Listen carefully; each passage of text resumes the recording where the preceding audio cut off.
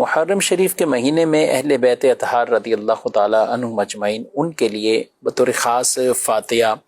نظر و نیاز کا سلسلہ ہوتا ہے. تو یہ اس کی کوئی خاص مدت ہے کہ 10 محرم کے اندر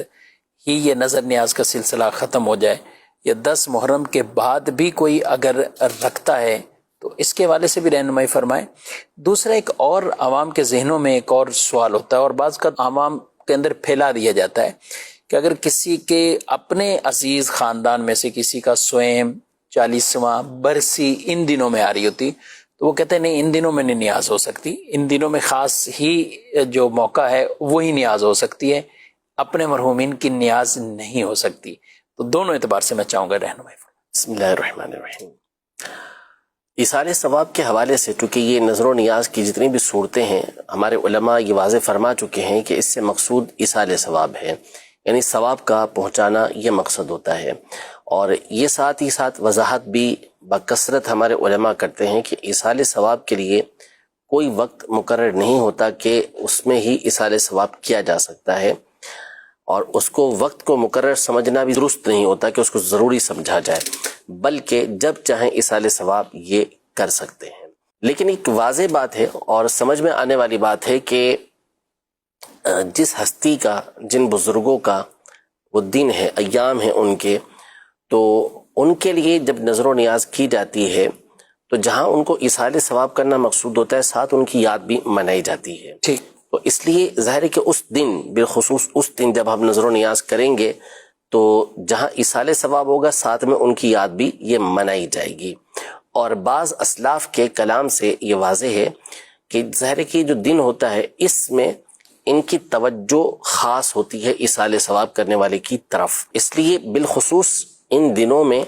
نظر و نیاز کرنا، جن کا بھی دن آ رہا ہے، جیسے ابھی اہل بیت اطہار کے بارے میں آپ نے سوال کیا، یا اور بزرگان دین کے حوالے سے جب ان کا دن آئے تو آگے پیچھے کوئی مسئلہ نہیں ہو سکتا ہے، لیکن خاص اس دن چونکہ ان کی یاد کا دن ہوتا ہے تو ایصال ثواب کا، ان کے لیے نیاز کا اہتمام یہ کیا جاتا ہے. لیکن اب جیسے مثال کے طور پہ کسی نے نہیں کیا، 10 محرم کو نیاز نہیں کی یا 9 محرم کو کسی نے نیاز نہیں کی، اب وہ چاہتا ہے کہ میں اب ان کے ایصال ثواب کے لیے شربت تیار کروں یا میں حلیم تیار کر کے اسے تقسیم کروں، تو اس میں کوئی حرج نہیں ہے، کر سکتا ہے. ثواب بھی انشاءاللہ اس کو بڑے وقت گزر جائے، دن وہ خاص گزر جائے. جی. جہاں تک رہا یہ معاملہ کہ کسی عزیز کا انتقال ہو گیا، ان کا سویم ہے، ان کا 40واں ہے، یا مثال کے طور پر برسی ہی ہے، تو کیا ان کو ان ایام کے اندر ایصال ثواب نہیں کر سکتے؟ تو ایسا نہیں ہے. امام حسین رضی اللہ تعالی عنہ، سیدنا امام حسین رضی اللہ تعالی عنہ کے جو رفقا ہیں، ان کے ایصال ثواب کا مطلب ہرگز یہ نہیں ہوتا کہ دوسروں سے ایصال ثواب روک دیا گیا، رک گیا. ان کی برکت سے تو اور ثواب حاصل ہوتا ہے. تو لہذا کسی کے والد کا مثال کے طور پر انتقال ہو گیا، ان کا سویم ہے یا ان کا 40واں ہے یا ان کی برسی اس مہینے کے اندر آتی ہے، تو کوئی حرج نہیں ہے، ان کو ایصال ثواب کر سکتے ہیں. اور عام طور پہ اہل سنت کا طریقہ کار یہ ہوتا ہے کہ پہلے بزرگان دین کی بارگاہ میں ثواب پیش کرتے ہیں کہ اللہ پاک ان کو ثواب عطا فرمائے، پھر انہی کے وسیلے سے جو دیگر مرحومین ہیں ان کو ثواب پہنچے. تو یوں ایصال ثواب کرنے میں اصلاً کوئی حرج نہیں. یعنی یہی ہو سکتا ہے کہ ہم تو ویسے عام دنوں میں بھی اگر ایصال ثواب کرتے ہیں اپنے مرحومین کے لیے تو وہ پہلے ثواب نبی پاک علیہ الصلوۃ والسلام، دیگر انبیاء، صحابہ، اہل بیت، اور یہ درجہ بدرجہ سب کو پیش کرتے پھر اپنے مرحوم تک وہ پہنچتے ہیں.